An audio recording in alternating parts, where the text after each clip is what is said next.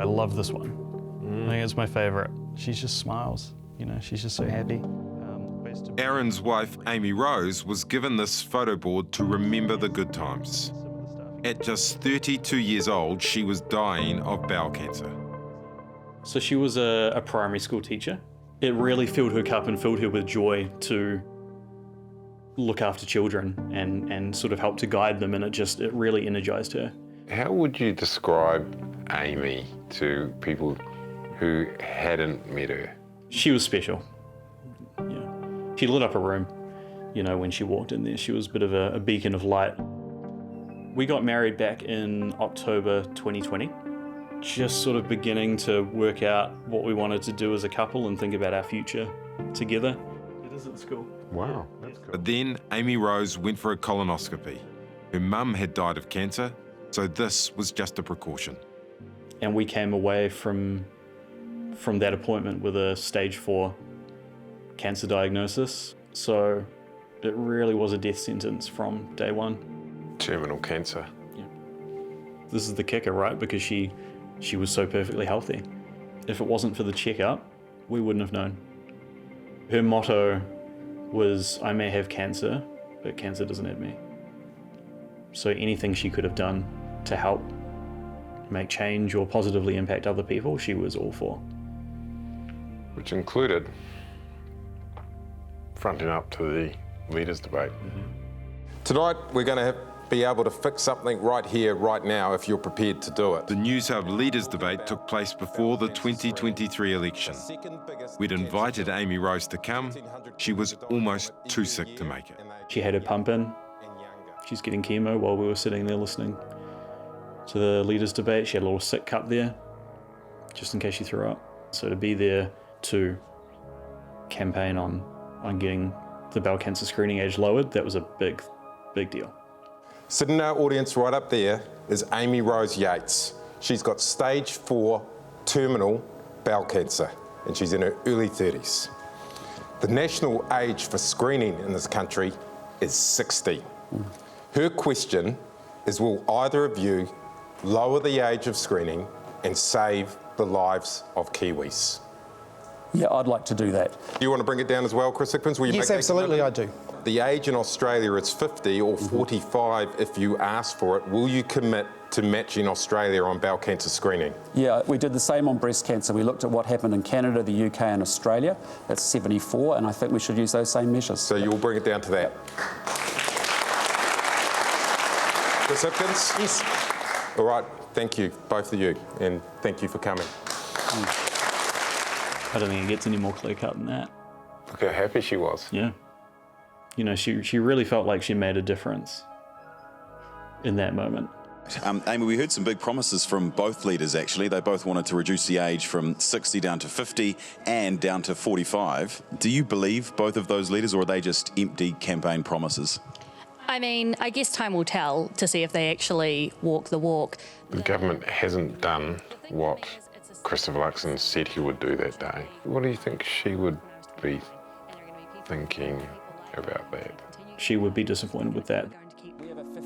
After Christopher Luxon's first 100 days in office, Amy Rose wrote to him. Basically just saying, hey, you made this promise. Do you remember me? And she never heard back. No response. So on behalf of Amy, what do you say to Christopher Luxon, the Prime Minister of New Zealand? Do what you said you were going to do. Change it. You made a promise. Do it.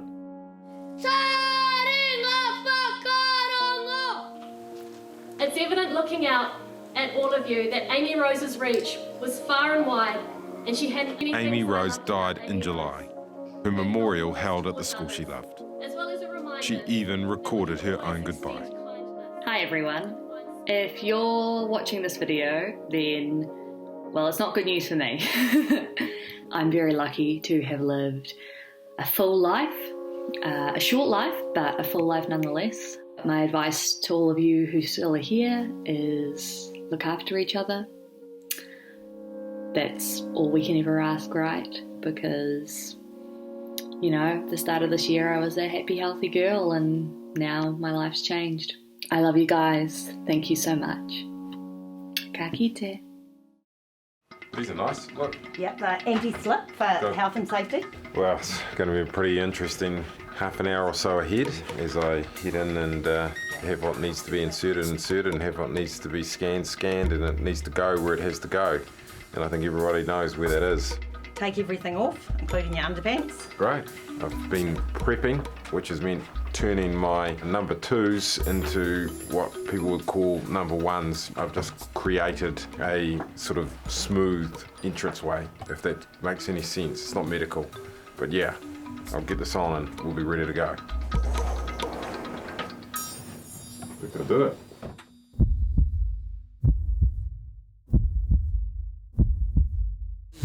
Oh, that was the best part I did all day. Doing just fine, Paddy. We're over halfway around now. But there's a polyp there, Paddy. I've got a pet crocodile here I'm going to let out. Oh my God. That's closed. Clothing. That's the polyp gone. Gone. Now I'm going to Thanks, mate. remove it. I'm very grateful that I'm having this procedure. I tell you what, you don't know. Thank you, everyone. Yeah, no. It's good that you had the procedure, particularly given what I've seen already. There's another wee polyp there. Wow. So what I'm doing is washing and making sure that I'm not missing anything. I'm looking behind folds. So that's one there. You can see that one? Oh, yeah. I think there's another one actually. I just think that's a different one. Close. Closing. Cut. And cut. And out. Oh, so that was in my rectum. That was the second one that you took. Wow. That was going to the lab. Okay, off they go to the lab. That's great. Thank you. Thanks, guys. Super. Thanks. What are you feeling like eating? Oh, just any. Sandwiches? Yeah, it'd be great to have some sandwiches. That's right. And a biscuit? Yeah, and a biscuit. Yeah, go on. I'll get someone to get that Yeah, go on. organised. Now that everyone's gone, I can just say that they obviously get a bit of a fright. There's a precancerous polyp found. They found another polyp. So this goes to show why this is so important. For me, you know, I think I've said before, I'm really frightened of cancer, so I'm glad I got it done. It wasn't a normal colonoscopy. You did have something wrong. And in fact, I've got a picture of it over here. I suspect looking at that polyp is probably what we call an adenoma, which is means that it's a precancerous polyp. Left alone and in a dark, moist spot, it will grow over the next sort of 8 to 10 years and it would turn up, about 10 years' time with high chance, but turning up is more mischief for you. Holy shit. Yes. Yeah. I mean, you know, I wasn't meant to be here having a colonoscopy. You know, we've done this for the show, and you're telling me that there's something right there that could be a full-blown cancer in 10 years' time inside of me. Yes, it could be. By the time you reach the national bowel cancer screening age of 60, you may well have missed the boat. Now tonight we are asking for better bowel cancer screening in this country, and it is time to go behind the issue. Okay, now bowel cancer is when tumours form in the mucus lining in the bowel. And these tumours start as clusters of fast-growing cells called polyps, like the ones that Dr. Frank Frizzell found in my bowel. Now, over years, these polyps can grow, developing abnormal cells and become tumours. Then they can spread through the bowel wall and into the other organs in the body. Now, we have a real problem when it comes to getting bowel cancer in this country. We have got the 6th highest rate of this cancer in the world, and we know that bowel cancer is bad. It's got a 61% survival rate, which is well below breast cancer, prostate, and skin cancer. But the thing is, catch it early and it is treatable. At stage 1, there is a 90% chance that you will survive. But if you don't find out until it's stage 4, your chances plummet to just 10%. And more than 1 in 4 cases here in New Zealand don't get diagnosed until the patient actually shows up in the emergency department with extreme symptoms. Now, there has been a massive rise in young Kiwi like Amy Rose getting bowel cancer. And for Kiwi under 45, it is the most common cancer death. 1 Kiwi under 45 dies every week of bowel cancer. And it's a big issue for Māori and Pacifica too, partly because on average their bowel cancer is diagnosed later, so their survival rate is much, much lower. Pākehā have about 61% chance of surviving bowel cancer beyond 5 years. For Māori and Pacifica, that is just 53%. Now, the previous government wanted to lower the screening age down to 50 for Māori and Pacific people to increase their survival rates, but even those plans have now been scrapped. And that leads us to our next story. It is about Cheryl, and Juliet went up to Kaikohe to meet a rugby legend tackling a disease that her doctors say could have been caught if the screening age was lower.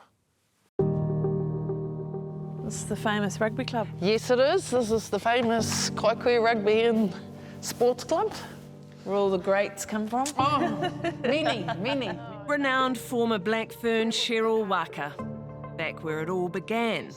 Last year, she was made a life member. Real privileged to be given a life member. And, of course, to have Dad up there as well. Yeah, he would have been so proud to see your name there. Cheryl's 11-year-old daughter, Kahurangi, plays rugby at the Kaikohe Club too. And come. The Wakas have rugby in their blood. Do one more. So my dad's a Māori All Black. My older brother, Tuck, is a Māori All Black. My younger brother, Brett, is a New Zealand Colts triallist. I was lucky enough as well to represent Northland and then make New Zealand. Cheryl played for the Black Ferns in the 1998 and 2002 World Cups. They're the champions by 44-12. New Zealand, the champions title is theirs. She's back at the club tonight, presenting jerseys to her former Northland Cody team, ahead of their match against Wellington. Making her debut for the Cody on Saturday in the Speedy raid. You know the importance of the jersey. I was grateful enough to wear it, coach the Cody at the beginning, and it's so awesome. But now Cheryl Waaka has a new opposition to fight, stage 4 bowel cancer. And I'll never forget the day, 4th of June, 2025. I was having breakfast, and the next minute I was in excruciating pain on the floor. She managed to get herself to hospital, where she had a CAT scan. They came in and said, sorry, Cheryl, you've got a cancer tumour in your bowel. And it wasn't looking good. So I had to have emergency surgery there and then. And the hardest part was my kids. Knowing that they had to hear that, don't know if mum's coming out of the theatre. My surgeon got the tumour out, but unfortunately it had spread to my liver. She's now undergoing 2 treatments. One is chemotherapy. The other is an expensive drug that isn't funded. It was just like, oh, okay, I'm going to mortgage my house. And 3 friends, Chicky, Ellen and Brenda, just said, no, we're going to do a give a little. I tell you, it's been overwhelming. Cheryl is 55 years old. Her doctors said if she'd been screened younger, things could have been different. And waiting till the current screening age of 58 would likely have been too late. All they said is like, if the screening was lower, Cheryl, because you're non-symptomatic, which they just couldn't believe it, that I showed no symptoms. And if it was lowered, we most probably could have picked it up a lot earlier. I'm trying my hardest to bring the screening age down for yous. It's too late for me. You know, I look at how much the government is paying just for me to have treatment now. Like my surgeon, I had 13 work on me that night, then 6 days in hospital, and then now ongoing treatment. Like just the cost it's costing this country, the money could be better spent on screening. If you could sit in front of the Health Minister or the Prime Minister, what would you say? I'll just say, seriously, just lower the age. And that's exactly what Bowel Cancer New Zealand is calling for too. A third of Kiwis will develop their cancer before they reach the screening age, and almost half of Maori. So what we need to do is actually what the government promised to do back in 2023, which is match Australia's screening age, bring it down to 45. If we do that and we screen earlier for Marion Pacific, we think we can catch 93% of cases before the age they develop the cancer, which would save many, many lives. Do you have small moments of darkness where you feel a bit scared? To be honest, no. I've embraced it. I've brought my sporting mindset to this. It just feels like I'm back in training again. So this is my little World Cup I'm fighting. Oh, that's amazing. Well done. Kia ora, Kia ora, ladies. Kiwis love a barbecue. Right, we'll get the steak cooking. But our love of red meat carries a serious health risk. So, Catherine, how well established is the link between red meat and bowel cancer now? And the evidence is really quite consistent that people that eat more red and processed meat are more likely to get bowel cancer. Catherine Bradbury worked on a large UK study involving 500,000 people. Is there a safe amount to eat where it's not considered to be a risk? For processed meat, no. The advice is really just to avoid eating it or limit it as much as possible. For red meat, try and limit to 3 times a week or less. While red and processed meat are known factors, there's something else going on that's leading to a massive increase in young people getting bowel cancer. We call it early onset bowel cancer. Dr. Frank Frizzell is one of the country's leading colorectal surgeons. He's noted a dramatic increase in people under 50 getting bowel cancer. And it's increasing at a rate of about 25% per decade, or if you're Maori, about 35% per decade, which as far as epidemiology changes of cancer is concerned, is like a Ferrari. It's speeding away. And it's not just happening here. It's around the world, and there's quite a collective of people doing some work on it, trying to work out what's causing it. Because what they do know is the traditional causes of bowel cancer aren't necessarily why more young people are getting it. The red meat consumption's gone down, alcohol consumption's gone down, cigarette smoking's gone down, and yet we've got this increase. So something in the environment, something that we're not seeing as bad, is probably triggering this. Scientists around the world are trying to figure out the triggers, including microbiologist Krista Dawson. She's investigating whether microplastics play a part. This is where the magic happens. Yeah, this is our lab.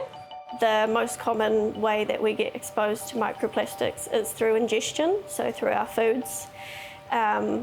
Things like plastic drink bottles, plastic milk bottles, they're all big culprits. So what happens is the microplastics shed and we eat them, and then they end up in the colon.